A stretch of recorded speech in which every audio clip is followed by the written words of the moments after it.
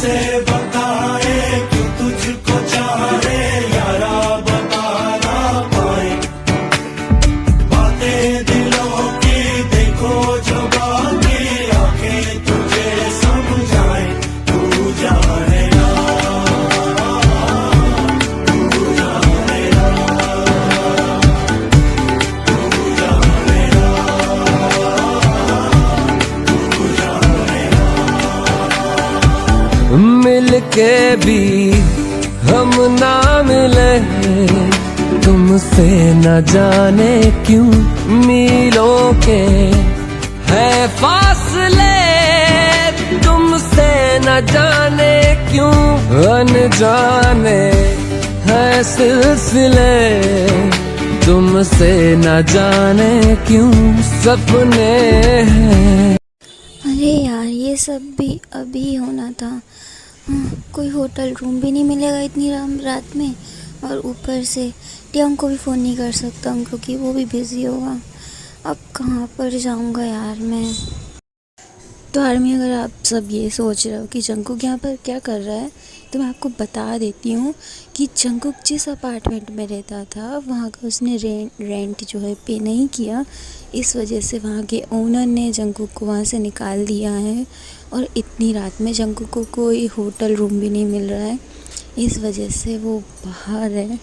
लेकिन हाँ, आर्मी जिसे पता चल रहा उससे तो पता चल ही गया है, और जो मेरी आर्मी समझदार है उसे तो पता ही चल गया होगा कि जंगकुक को भी थोड़ी देर में कौन लेने आएगा, और किसे पता चल गया होगा। वैसे तो मेरी सारी आर्मी समझदार है ना आर्मी। तो देखते हैं जंगकुक को कौन लेने आता है। वो सर जिस अपार्टमेंट में मिस्टर जंगकुक रह रहे थे वहाँ की उन्होंने उन्हें निकाल दिया है, और इस समय मिस्टर जंगकुक उस अपार्टमेंट के नीचे खड़े हुए हैं। अच्छा हुआ कि वहाँ की ओनर ने उसे उस अपार्टमेंट से निकाल दिया। ये क्या, अगर मिस्टर जंगकुक को थोड़ी सी प्रॉब्लम हो जाए तो बॉस गुस्से में आ जाते हैं, और अभी उन्हें अपार्टमेंट से निकाल दिया है और बॉस खुश हो रहे हैं। बॉस को समझना बहुत ही ज़्यादा मुश्किल है। अच्छा हुआ, अब तो उसे मेरे साथ मेरे घर आना ही होगा। वैसे भी मैं उसे कितनी बार कह चुका था कि मेरे साथ मेरे घर चलो, लेकिन नहीं, उसे पता नहीं उस टूटे फूटे अपार्टमेंट में क्या मिलता था। अब देखता हूँ अब कौन सा बहाना बनाता है वहाँ रुकने के लिए। तुम एक काम करो, तुम नीचे जाके कार रेडी करवाओ, और मैं बस अभी थोड़ी देर में आ रहा हूँ, ठीक है? जी बॉस। आज देखता हूँ बेबी तुम कौन सा नया बहाना बनाते हो। अगर आज तुम फिर से कोई सा बहाना बनाओगे तो आज तो फिर मैं तुम्हें उठा के ही लाऊंगा। यार अब मैं क्या करूँ, अब तो यहाँ बारिश भी शुरू हो गई है, ऊपर से आसपास कुछ है भी नहीं, और टियांग को भी मैंने नहीं बताया है। अब मैं क्या करूँ, यहाँ पे कुछ है भी नहीं। वैसे तुमने घर पे इन्फॉर्म किया कि नहीं कि मैं जंगकुक को लेके आ रहा हूँ घर पर? यस बॉस, मैंने घर पे इन्फॉर्म कर दिया कि आप मिस्टर जंगकुक को घर पे लेके आ रहे हैं। ये तुमने अच्छा काम किया, लेकिन बाहर तो बारिश शुरू हो गई है। कार जल्दी चलाओ, वहाँ पे जंगकुक अकेला होगा, जल्दी कार चलाओ। यस बॉस, बस हम पहुँचने वाले हैं। वो देखिए, वो रहे सामने mister Jungkook. Jungkook,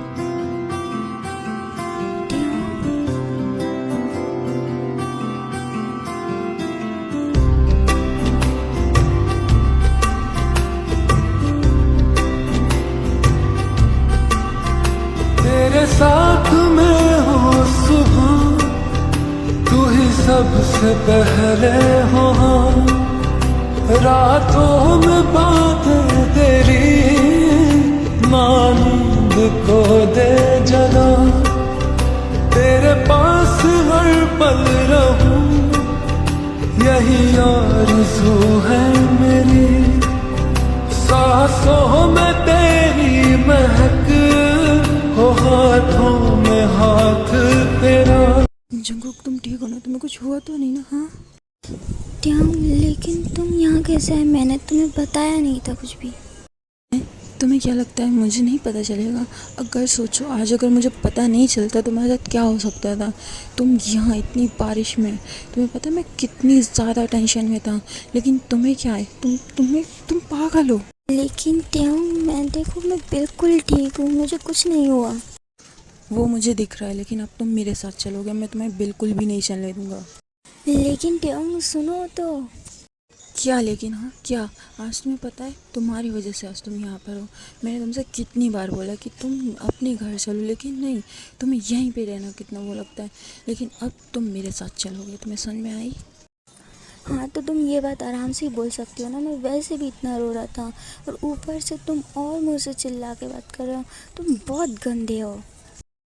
sorry baby, मुझे माफ़ कर दो। तुम्हें पता है ना, मैं तुम्हें बिल्कुल भी नहीं ऐसी सिचुएशन में देख सकता। तुम्हें पता है वैसे मुझे एंगर इश्यूज़ हैं। और खड़ूस आदमी, गंदा कहीं का। तो बोलो, अब चलोगे ना तुम मेरे साथ हमारे घर? हाँ बताओ। हाँ लेकिन अंकल आंटी मेरे बारे में क्या सोचेंगे, वो मैं बिना बताए तुम ही बताओ वो क्या सोचेंगे। वो कुछ भी नहीं सोचेंगे। मैंने उन्हें पहले ही बता दिया है कि अपन दोनों ने वेडिंग कर ली है। और वैसे भी मॉम तो तुमसे मिलने के लिए इतनी ज़्यादा एक्साइटेड है, मैं तुम्हें क्या ही बताऊँ। वो कुछ भी नहीं सोचेंगी, तो तुम ज़्यादा मत सोचो। ओ सच्ची में? तो फिर चलो जल्दी घर चलते हैं। और तुम यहाँ पे इतनी देर से क्यों खड़े हो, चलो ना। वैसे भी इतनी देर से हम बारिश में भीग रहे हैं, मुझे सर्दी हो जाएगी, चलो ना ट्योंग। हाँ ठीक है चलो। अब देखो, अभी तो जाने को रेडी नहीं हो रहा था और अब कितना खुश हो रहा है ये। जूनी देखो, मैं अच्छी तो लग रही हूँ ना, है ना, मैं ब्यूटीफुल लग रही हूँ ना। हाँ जीनू बेबी, तुम बहुत ज़्यादा ब्यूटीफुल लग रही हो। जब से ट्योंग का तुम्हारे पास फ़ोन आया है कि वो कुकी को लेके आ रहा है, तुम मेरे से अनगिनत बार पूछ चुकी हो, लेकिन तुम बहुत ज़्यादा ब्यूटीफुल लग रही हो। तुमसे ज़्यादा ब्यूटीफुल इस दुनिया में कोई नहीं हो सकता बेबी, कोई नहीं। वो तो मुझे पता है कि मुझसे ज़्यादा ब्यूटीफुल कोई नहीं है, लेकिन बस तुमसे पूछ रही हूँ क्योंकि मेरा सन इन लॉ आ रहा है, उसके सामने मुझे सुंदर तो दिखना पड़ेगा ना। खड़ूस आदमी। हाँ जीनू बेबी, तुम बहुत ज़्यादा ब्यूटीफुल लग रही हो, बहुत ज़्यादा। शुगा देखो, ये ड्रेस मुझ पे कैसी लग रही है, ये ड्रेस अच्छी लग रही है ना मुझ पे, बताओ। हाँ जीमिना बेबी, तुम इस ड्रेस में बहुत ज़्यादा ब्यूटीफुल लग रही हो। और इसके बाद प्लीज़ बेबी कोई सी ड्रेस चेंज मत करना। तुमने अब तक मुझे सारी पॉल ड्रॉफ की सारी ड्रेस पहन के दिखा दी है, लेकिन ये ड्रेस तुम्हें बहुत ज़्यादा ब्यूटीफुल लग रही है जीमिना दी, बहुत ज़्यादा। हाँ वो तो बस मैं तुमसे पूछ रही थी कि तुम्हें कौन सी ड्रेस पसंद आती है।